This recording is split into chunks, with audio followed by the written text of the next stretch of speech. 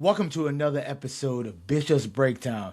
You are tuning in to episode 28. So we're going to talk the go-home show for both Raw and SmackDown leading into Backlash. So we're going to talk about Backlash and my thoughts about that. And we're going to talk NBA playoffs. You got Pistons, you got Cavs, you got Knicks, you got 76ers, you got Spurs, you got Thunder, you got Lakers, you got Wolves. We're going to talk about all those games and where I think the NBA Finals is going to head and where and who are going to be in those games, you know what I mean? And we're also going to do a retrospective of Ted Turner, who passed away a few days ago. R.I.P. Ted Turner. So that and more after the break. This is Bishop, and let's break it down.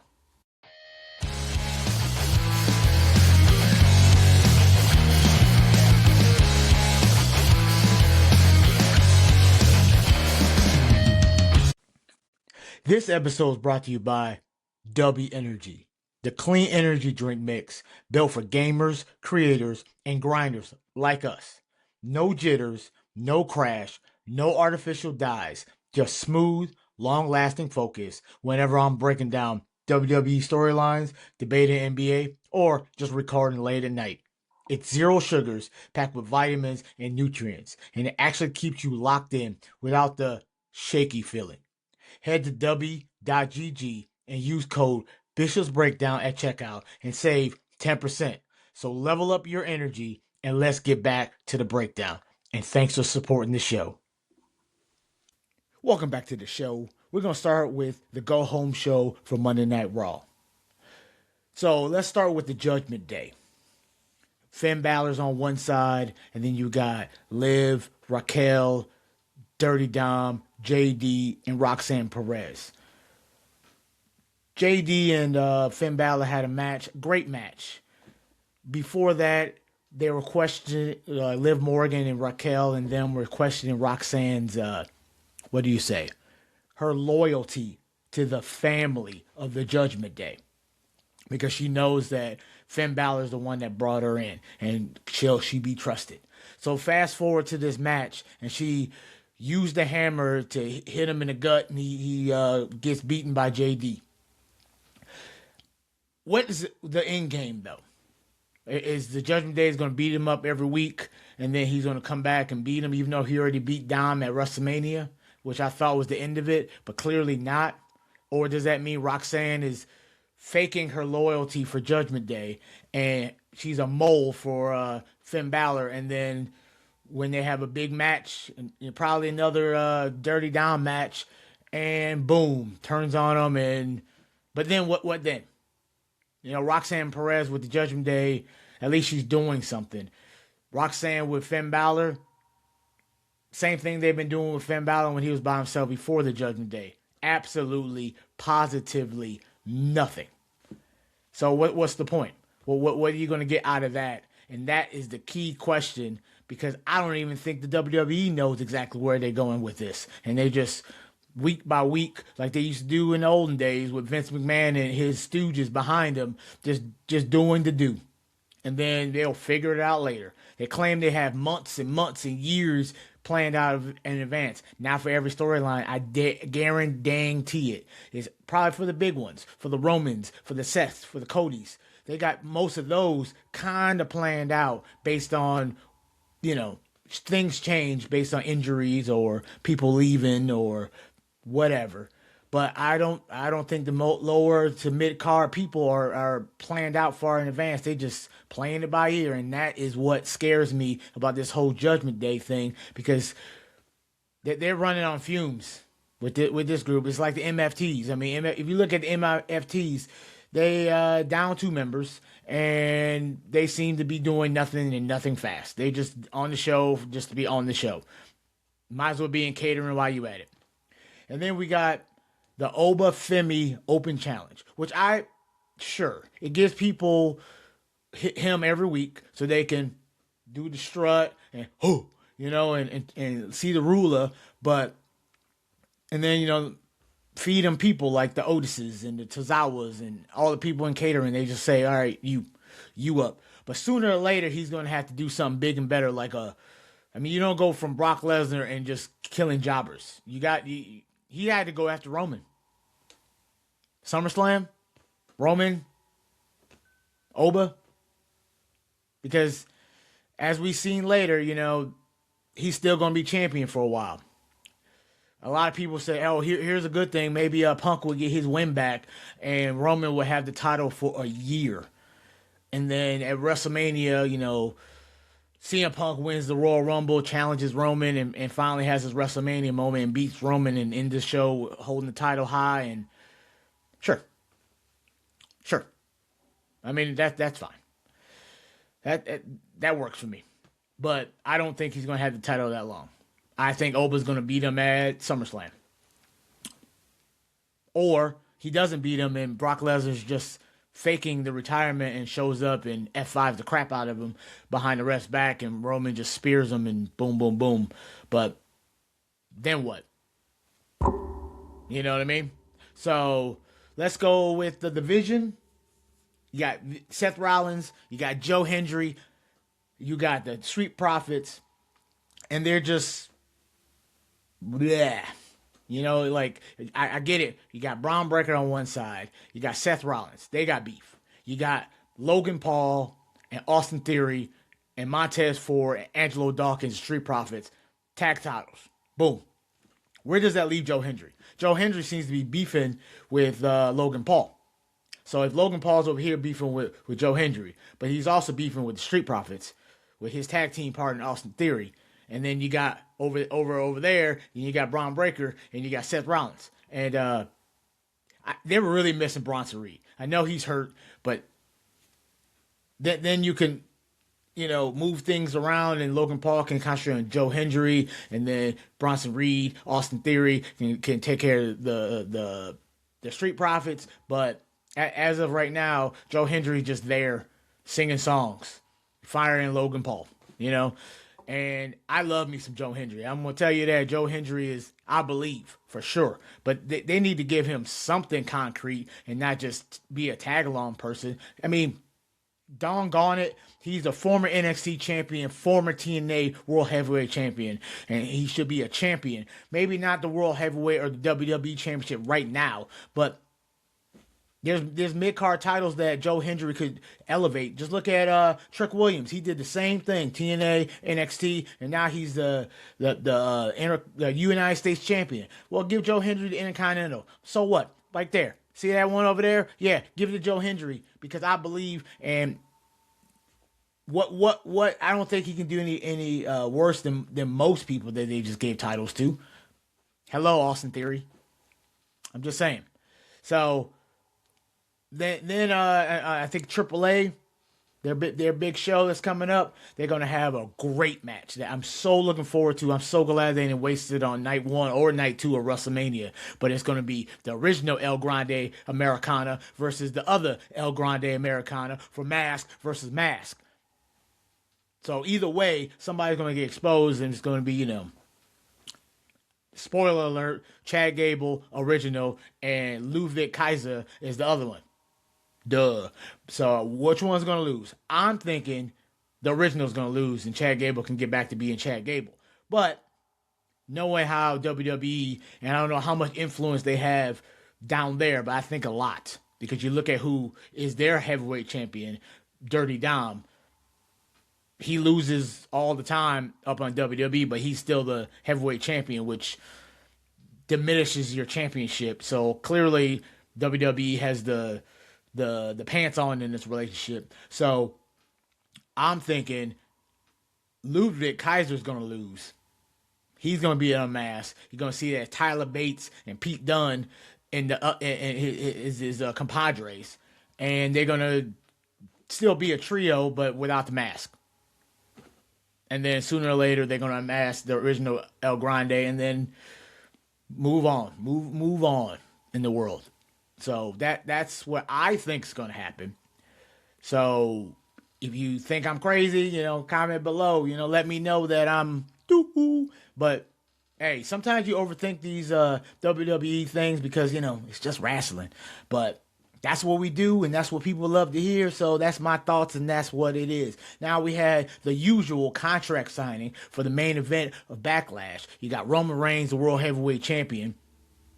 Put the ones up, and then you got the werewolf himself, Jacob Fatu. You know what I mean? All gas, no, saying no brakes. Fatu, that guy. But once again, Roman's, you're not really prepared. I don't know what you're gonna do. I'm the man. You a boy, And then Jacob was like Tonga Deathlock and threw his OTC head of the table through a table. Granted, the table didn't break, but it still looked like it hurt because it didn't break. Like it hurt.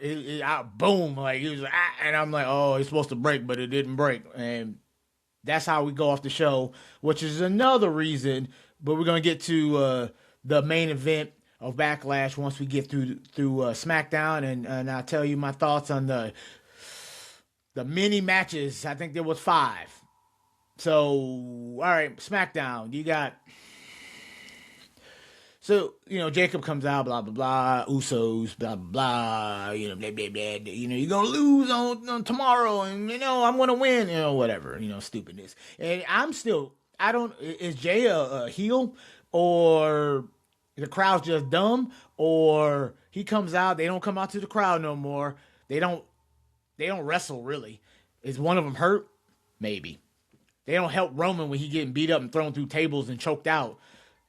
So I don't know what they just come out and yell at Jacob, says you're dumb and stop trying, and acknowledge your tribal chief and move on to the side because this ain't your place. And then they come out through the crowd, or not come out, they come out through the ramp with the crowd going, doing their yeet things, and no reaction by the wrestlers to acknowledge the audience like he has been. He don't do that no more. He don't go on top rope and do it with them. He just kind of just there. So what are they doing? A lot of people hated the whole yeet thing and the entrance and all that, and then he don't do it, and the crowd's doing it now. It just look dumb. So sooner or later, the crowd's gonna be like, "Well, I'm not going to be the only ones to do it, so I'm just gonna sit on my hands." You know what I mean? So I whatever. And then Gunther's in the back talking, with Paul Heyman talking about this contract or something. I don't know. And my boy Nick Aldis was like, you weren't supposed to be you on Raw. Blah, blah, blah. The brands don't mean nothing. People come to Raw, people go to SmackDown, they beat up people, and they go back home and be like, I don't know what y'all thought. I wasn't even there. That wasn't even me, bruh. Stupidness. Then while he's standing there, he's like, and Cody's music, he's like, that's my time. Whatever. So Paul was like, I'll handle this. Is he an advocate? Whatever. And then he comes out and interrupts Cody and says, blah, blah, blah. And Cody's like, you lost everybody. Tribal Chief don't want you. CM Punk don't want you. Seth Rollins don't want you. You are unwinnable. Brock Lesnar left you like a scorned woman and he just gone. And then, saying, and he was like, worry about you. And then Paul's like, nah, you worry about you. You the one that might need their help. And, Gunther's got a title match. I don't know how. Last I checked, Paul Heyman ain't GM. That's his favor. But what? In storyline, I get it. He has pull in the back. But storyline on TV, the way the show's been showed, Paul Heyman has no power over the higher ups. Because every time him and Adam Pearce was getting into it, he was like, blah, blah, blah. And he was like calling people, trying to rat him out, calling Triple H and people. But he was, so when did he get this power? I thought he might have had it when the Tribal Chief had both titles, like those. And, boom, Tribal Chief, 13, 16, number of days as champion. But that made more sense because of who he was with. But he ain't with nobody. Saying? He was with Brock. Brock's gone. He was with CM Punk. That ruined. He was with the Tribal Dead. So what? And why does Nick always be like, okay? You know, like, does he, what does he, I wish they just had one thing, but like, all right, he talked to Triple H, and Triple H agreed that Cody needs his revenge, and the only way they can do that fairly or whatever is Gunther would like agree with it if the title's on the line. Boom. But the way it seemed like he got some dirt on Triple H, like he has a whole portfolio of discriminating video and pictures of Stephanie McMahon or something. I don't know. But it don't make no sense. It's like, well, sure. Gunther, Cody at Clash. Sure. You know, that's over in the Europeans of the worlds, and Gunther is a Europeans from the world and home field advantage, and sure. And again, another week, where's Randy? He punk kicks him, and he gone. Kind of like CM Punk. CM Punk hasn't been seen since WrestleMania, and he gone. You know what I'm saying? Like, Randy Orton gone. Is he hanging out with Pat McAfee, licking their wounds? Because I thought he was going to get a rematch at Backlash, but clearly Cody not defending his title at Backlash. So, and then the dumbest thing on Friday, especially, I guess they're just tone deaf or something. I don't know. R.I.P. Ted Turner. That's how the start screen happened. And then they have a funeral for the gingerbread man.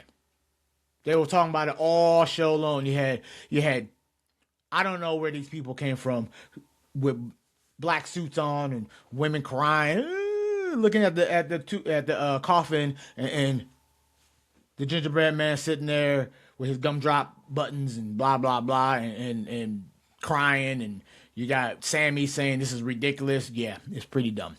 And then you got R-Truth saying, I see the resemblance. Okay, okay. We all get it. Sami Zayn looks like a ginger, and that's a gingerbread man. I get it. Dumbest thing ever, especially because Trick Williams doesn't need this comedy to get over. He just that talented. Look at his run as TNA World Title or champion. Look at his run as the NXT champion. Look at his just run in general when he was the mouthpiece for Carmelo Hayes. Just look how he turned a phrase, whoop that trick, to a point that is vibrating the walls, the ceiling, the world, the cameras when he comes out. But you want to have a gingerbread. Granted, it turned out to be a ruse, and Lil Yachty was underneath the thing. Was he there the whole time? Because that's weird. Was he taking a nap for 5 hours? That's weird. But then they jump Sammy, beat him up, and because they got a match at Backlash. Just dumb. Just so dumb. I'm looking at it, and when the credits roll, I'm like, why are we doing this? What does this accomplish? The gingerbread man. And his little eulogy to the gingerbread man was, what? This is what you want to do with Trick Williams, and then you wonder why talent don't ever get over. Because now you're making him a joke. Gingerbread man? A funeral for a fairy tale character who, last I checked, had his arms ripped off, and it looked like he was a robot.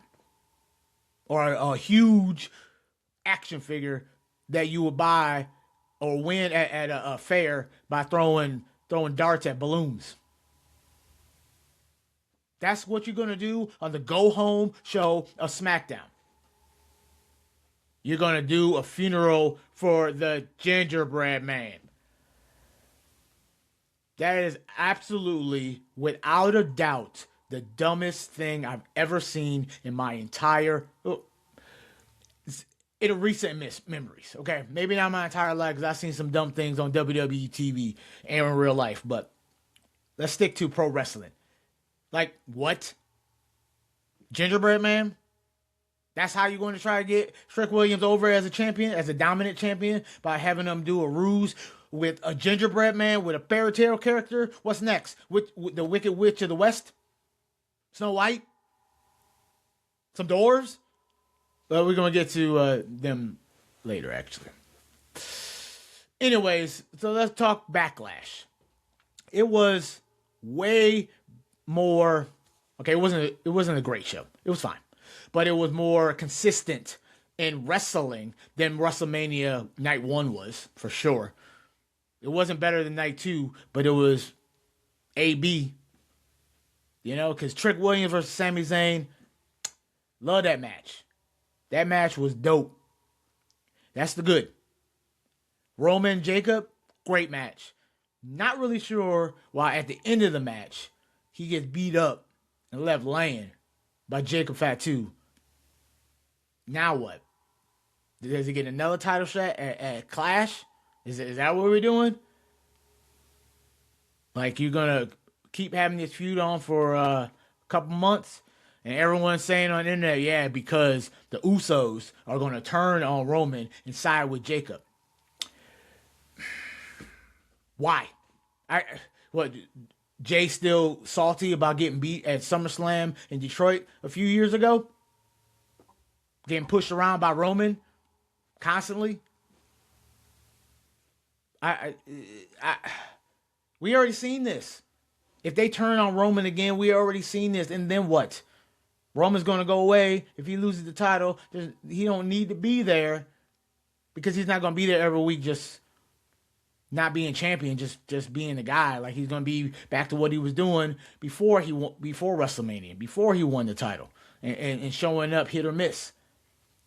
Because he got other things that he can do, movies and stuff. So I still think he's going to keep the title until SummerSlam. And like I said, Obafemi. That's how you, and then he can do whatever he wants. But Jay and Jimmy turning on Roman that helped Jacob Fatu become the world heavyweight champion just seems dumb to me. But knowing WWE, they're pretty dumb. So they might do some dumb things like that.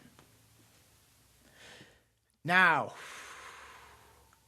and then another good, Io Sky versus Asuka. I know a lot of people, me included, thought this was a perfect way to bring Kairi Sane back because there's been a lot of backlash, no pun intended, to bring her back from getting fired because she was so involved with this rivalry that the only true winner in this is for Kairi to come out and help Io beat Asuka. Or stop Asuka from doing, dirty tactics to beat Io Sky. And finally standing up to Asuka, and then boom, boom, boom. But she blocked the miss with Corey Graves' or Wade Barrett's or Michael Cole's, or don't know whose binder it was, but opened the binder and boom, you dummy. And then she wins. And then I'm thinking, all right, here it comes. Asuka's going to start beating on her because she's so mad that she lost. He beat me. And then that's when Kairi Sane comes out and beats up and gives the elbow. And then she looks at her and hugs her and tears in Asuka's eyes. And now I'm thinking maybe that was Asuka's final match. And after all these people being let go, like the Kairi Sanes, and she's like, there's nothing more for me to do here, so I'm hanging up the boots. That's what it looked like to me. Because she broke character, man. Like, she's supposed to be a evil heel who hates Io for turning her back on her because she's her teacher and she sided with Rhea and now her and blah, blah, blah. And she got beaten, and why would she hug her and cry and stuff? So that's why it adds up to goodbye, and that sucks because Asuka is dope. If you don't believe me, search bar Asuka matches. She's really dang good, especially before WWE. So let's go to the bad, and if you don't know what bad I'm talking about, let's go with Miz and Kit Wilson versus Danhausen and a mystery opponent. Now, everybody had their thoughts. They said, oh, John Cena, because he was there, comes out of retirement and helps Danhausen. No, but sure. Jelly Roll. He was supposed to have a tag match penciled in for him and Cody versus Randy and Pat McAfee, but clearly Pat McAfee stepped away, so that canceled. So I was like, Jelly Roll ain't had doing nothing, and him and Miz and Kit, they got some beefs. So sure, that's a good one. Like literally anybody. Maybe it was CM Punk because him and Danhausen are friends. He calls him Pepsi Phil. So, nope. That's none of those people. Nope. Couldn't get nobody. Ooh, you could even did this. Play John Cena's music and nobody comes out. And you just tag by yourself and you have the Invisible Man. Sure. Danhausen, comedy character, Miz, Kit, comedy characters. Invisible Man, sure. Okay? But nope. Nope. Nobody guessed this. So he has little people. He cloned a mini-me. And I was like, oh. That's dumb. And then I'm thinking like, he was going to come out and then he gets taken out and then the real partner would come out. Maybe Royce Keys or Obafemi. I don't know. Somebody. Anybody. But no. When Kit Wilson threw him in the battle, like, yeah, this is going to be the real one. This is going to be the real one. The machine was going off and doors open and like 30 of them dudes come out. And 7 Dwarfs. And they come out and beat up on Kit Wilson. Isn't that a disqualification? Sure. Whatever. And then it gets back in the ring and Danhausen wins. But why? And that kicked off the show. Why? I mean, I like Danhausen. He's very entertaining. But this is how you want people to pay $30 a month for this? If I didn't already have a cable provider that already had ESPN, so I get a part of my other stuff, the stuff I actually, want to pay for, on Hulu Live, so I can watch my sports, basketball, football, all that stuff. And watch PLEs, part of the little package. And this is what y'all offer. This is what you're going to bring out. Little people who dress like Danhausen, like you did the entrance WrestleMania when it came out, or something. John Cena. So, what? I don't know. Like, you had opportunity to at that point, like when I was seeing them, I was like, man, where is Jelly Roll? Never thought I would say that about a wrestling event. Where is my Jelly Roll? Or like I call him, the Danish Roll, because, he's smaller. Munchkin Roll. There you go. Huh. They could have had that. That would have made it even more funny. But no, they could have had him dressed like Jelly Roll come out, and he's like, I thought, oh well. And then throwing boom, opens up, and the real Jelly Roll comes out. Ref comes like, I can't tell you, he just grew up. He grew up. He grew up real fast. Boom. But no, that took me 30 seconds to come up with. But no, this is what he might as well have been by himself. So dumb, man. Like, and you wonder why people don't want to spend thousands of dollars to attend these events when this is the garbage you put on TV. Why would I want to spend extra money to see it live? I used to love going to live shows, but I'm not spending an arm, a leg, a kidney, a heart, a lung, a brain, a blood, nothing. Firstborn to go to Raw or SmackDown or PLEs because this is the garbage they want. Like, Raw's coming to Detroit soon. I want to go. But now if you, A, have this garbage on TV still, and B, you charge me arm and leg. I'm trying to go. Live tweet. Add some things to the channel, but you got to stop making me feel dumb and embarrassed to watch this crap. Non-wrestling fans watch this stuff and be like, you watch that? Yes. Yes, I do. Religiously. For at least 25, 30 years. Yes. I collect belts. Grown man collecting belts. Watching wrestling. And proud of it, but it's kind of hard to be proud of it when you get matches like this on a relatively good show. Usually Backlash is a rehash of WrestleMania, but it seemed a lot fresher than WrestleMania. Matches that weren't there. Like I thought there was gonna be AJ Lee, Becky Lynch rematch. I thought there was gonna be a Cody versus Randy Orton match, but we didn't do any of that for Backlash. We consolidated, put few matches on the card, and gave every single. Even the Danhausen tag match had more time than most matches on WrestleMania Night 1 and Night 2. So that's the recipe for success. But you got to do a better, better effort to build these matches so they make sense. So people aren't saying why Danhausen can't get a partner. Thought everybody loved Danhausen. He got human monies.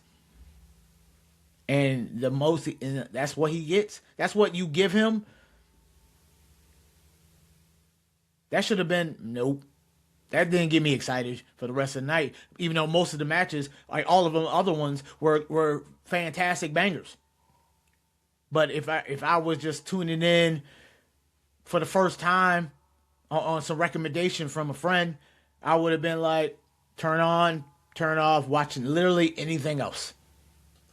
So WWE going to have to do better. Because it's playoff time. Sooner or later, you know what's coming.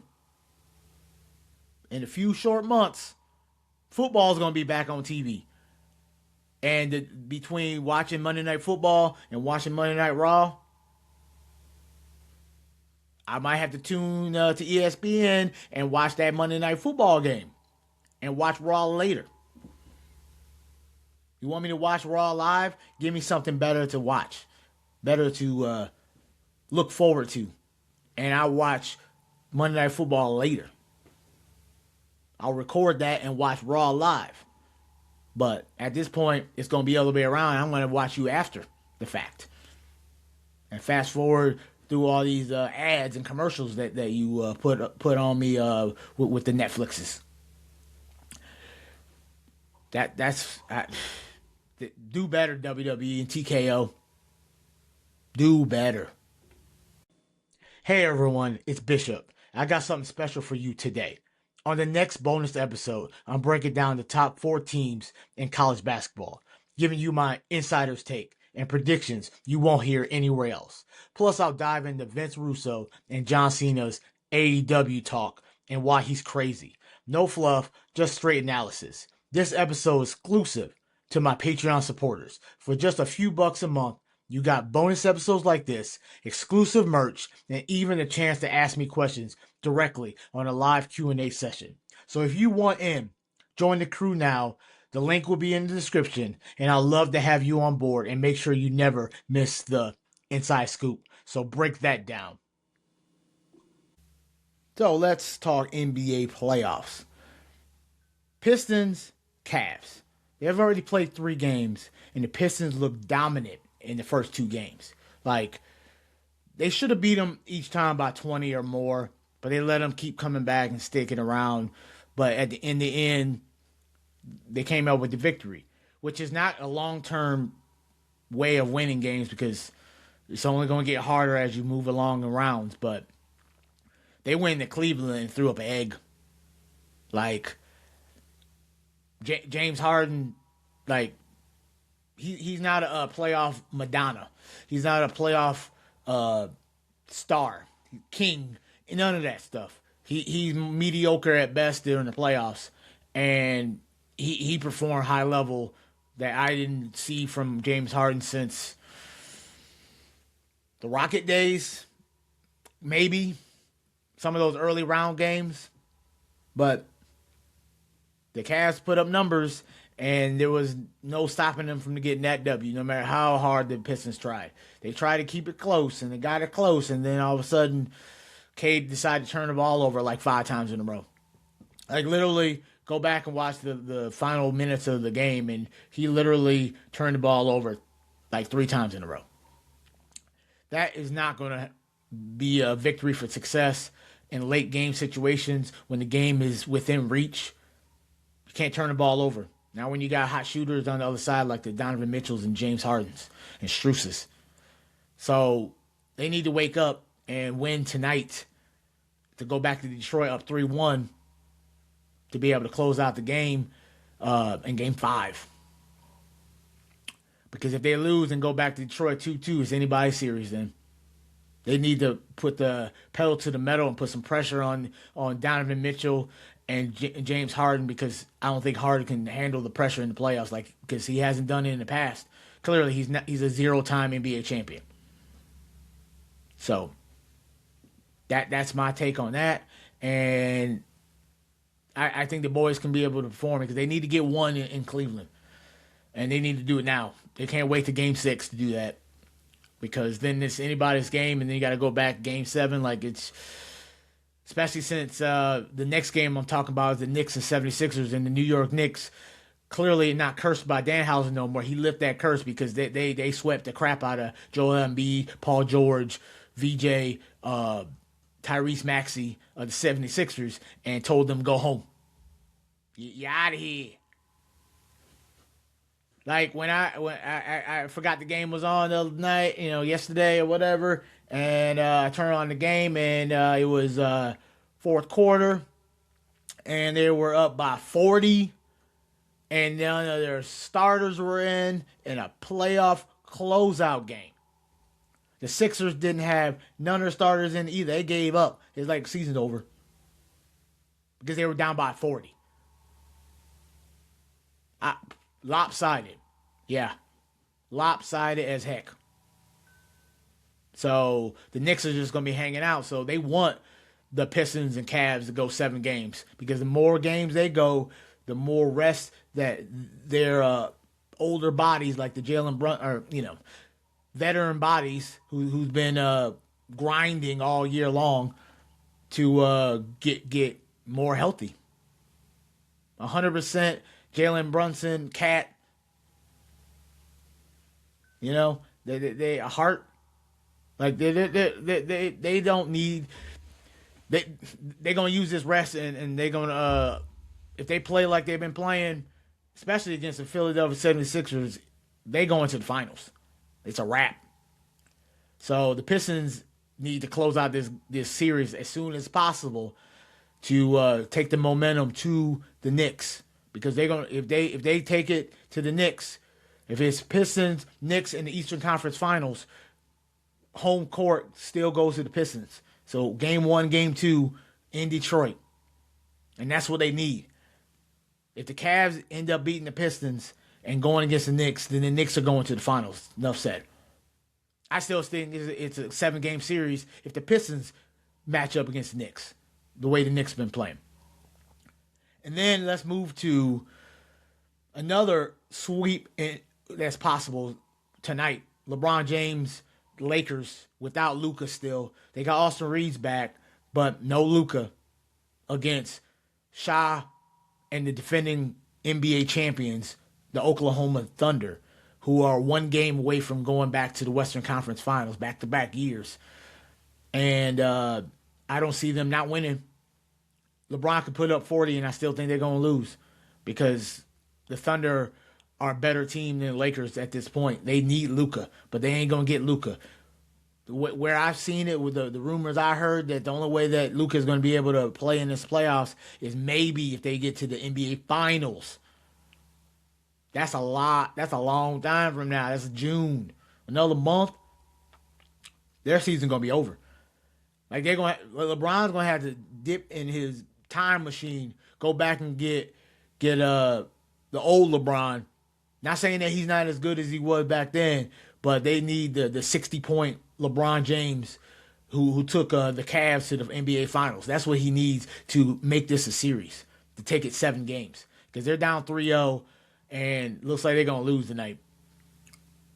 Get blown out again, and then we're gonna have a whole offseason saying, is LeBron gonna stay another year? And then the other Western Conference game that people have been talking about is Victor elbowing Nas Reed. I've seen the video. I've seen many angles. And they said that the reason they gave him the flagrant 2 is because he aimed for above the neck. That dude is 10 feet tall. His elbows is the neck region. Like his neck, his head goes to his chest. But I guess, they say that he aimed for it. The way it looked like he just tried to box out like they taught me when I was playing basketball back in the day. To box out, like, get out of the way if you don't want to get hit in the throat, But breaking news, he's not going to get suspended, so he's going to be for Game 5, which is the Spurs better say thank you, NBA gods, because no Victor. I mean, they lost Victor early. I think it was like the second quarter, and they lost to even the series 2-2. They need Victor to win this series because Anthony Edwards and Rudy Gobert, they're playing with, and Julius Randle, they're playing with inspired ball, and they're like, we're going to take it to these Spurs because they're young and we're going to take them down. So they need the unicorn Victor. So Victor Wemby, and that's that. That's where this finals I see coming. The way it's been right now, the way the teams are playing right now, it's looking Knicks Thunder in NBA Finals.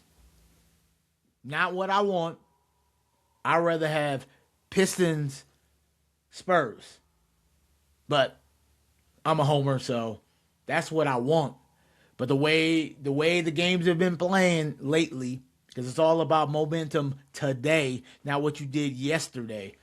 And the Knicks look like a inspired team, and the Thunder looks unstoppable, especially if the Wolves can take out the Spurs, because the Spurs are the Thunder's kryptonite, as you've seen during the regular season. If the Spurs go to the Eastern Conference or Western Conference Finals against the Thunder, my pick is the Spurs in 6.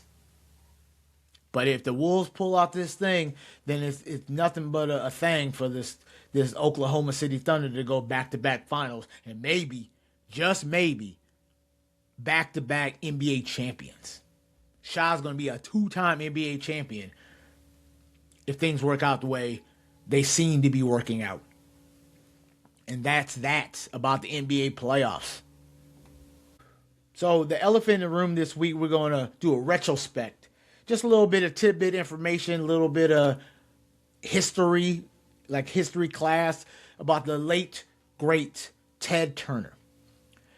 Not only did he founded CNN, he also founded the Ted Turner broadcast system, which is TBS and TNT, those channels that most of y'all have watched and enjoyed over the years. Fun fact, there was a cartoon back in the day in the 90s called Captain Planet.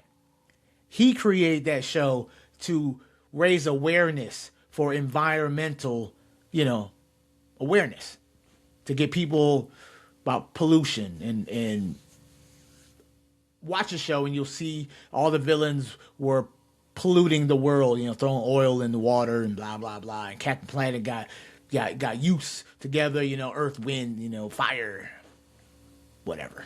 And then they call the Planeteers and they put the rings up and they say their thing, Earth.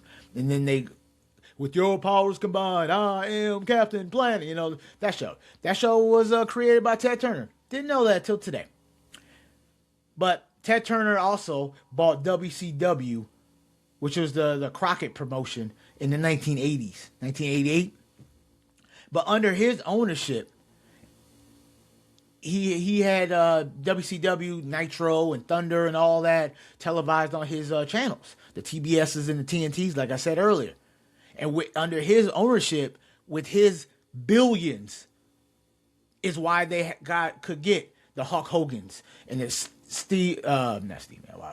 the Kevin Nashes and the Scott Halls and keep Stings and have Ric Flair and Macho Man Randy Savage and all these builders, Bret Hart, builders of the WWE or WWF at the time, to jump ship and make instant impacts and promise them the world, promise them their own control of their character, like Hulk Hogan and Nash and NWO. Remember the NWO for life, and he helped create that boom.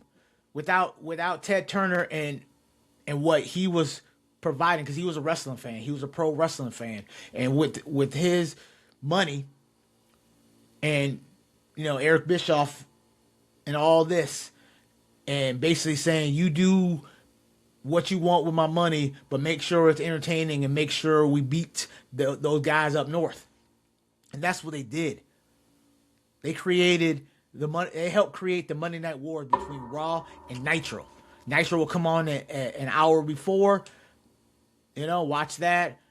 People were flipping back and forth. Sometimes Nitro will be like, hey, don't tune on to the other guys because they're going to do, well, then they spoiled Mick Foley becoming WWE champion because there was a taped show. And they already seen the results. So they was like, hey, you want to go see Mick Foley? Mankind winning the championship? When we're about to have blah, blah, blah, blah, blah next. And that worked because they beat the brakes off of WWF for 83 straight weeks. I mean, without Ted Turner, none of that was possible. None of it. Like, you wouldn't have Monday Night Wars. You might not have had the Attitude Era, how it was used. You might not have had Stone Cold Steve Austin as popular as he was because they weren't really ready to push people to the heights and let them do extreme things like The Undertaker hanging Stephanie McMahon from a cross, burning cross or something like that. And, Triple H, dead bodies, and Mae Young giving birth to hands, and the baby daddy is Secular Chocolate, Mark Henry, and The Rock, and Nation of Domination, and then DX making fun of him, and then Owen Hart doing blackface, and all this stuff that Vince wouldn't do because he didn't want to rock the boat, but he'd seen that WCW was beating the crap out of him in the ratings, and that's money. And without him doing whatever it took to get over that hoop to bring fans back, he wouldn't have done the Attitude Era, in my honest opinion. There wouldn't have been an Attitude Era if it wasn't for WCW and Ted Turner's money. So if you don't appreciate what Ted Turner provided, imagine without Ted Turner, there might not even been a WWE. The boom during that time, during the Monday Night Wars, with packed crowds and ratings through the roof. Man, to get a quarter of this, of what they used to get in the 90s during Monday Night Wars, Triple H and TKO are begging to get just a half of that right now. If they were getting ratings like they got during the Attitude Era, I don't think they would have a money issue or say they have a money issue. There'd be no budget cuts because they would be making so much dang money from that, from the way the boom was, the way wrestling was everywhere. You've seen people who didn't even know wrestling or watch wrestling but had Austin 316 shirts on, had DX doing the chops in school because. And this is without YouTube. This is without TikTok. This is without Twitters and X's and Facebooks and MySpace and Instagrams and Threads and all these apps that you provide, smartphones. This is all just watching the news, watching people who have seen the WWE or WWF and doing those things to their friends. They're like, what's that? And they tell them, and boom, another fan. So just think of that. Think of what Ted Turner brought to the table with his influence, because that man deserves to be honored for all that. All of it. And I appreciate him, and RIP, rest in peace. But before we get to that, due to the merger with AOL, Time Warner, that merger, he lost all his influence, like in his own company, because the merger had a board and they said, yeah, that's nice, Ted, but we're not going to waste money on this wrestling. And Eric Bischoff tried to buy it and they said, no, we don't want you. Nope, not enough. And then Vince heard of it or got told it and that it was available and he bought it and it got sold to the WWE in 2001. That was the end of WCW because Vince killed it after that. And he won. Him and Ted Turner were like beefing left and right. Boom, boom. But I'm sure Vince McMahon appreciates Ted Turner, and it was a sad day when he passed away May 6th at the age of 87. So rest in peace. So that's the show for this week, episode 28. Don't forget to like, subscribe. I appreciate every likes. I appreciate every subscription, every follow I get on the X's and TikToks and my YouTube. Hit that notification button up top because I'm be dropping videos left, right, straight, backwards, all that. Anytime I get a new card from One Piece, wrestling, basketball, baseball, football, I like to open them and share the world, whether I get hits or absolute nothing. Because I'm just putting out content because opening packs, providing a service to the masses is what I love to do. So I appreciate y'all. So keep supporting me and I'll keep giving you content because the more likes I get, the more content I can make. And I want to make more things. And I'm definitely trying to get into the interview space. So if you know anybody from U of M, from a sports team, from WWE, from TNA, AEW, Ring of Honor, reach out to your boy at bishopsbreakdown@gmail.com. And I got you. And I'll reach out and let's do something. We can do it through Zoom. We can do it in person. Whatever it is, I'm willing to do whatever it takes just to say, have conversations with some of the people in the sports world. So with that being said, like a great man once said, deuces. Ooses. I'm out.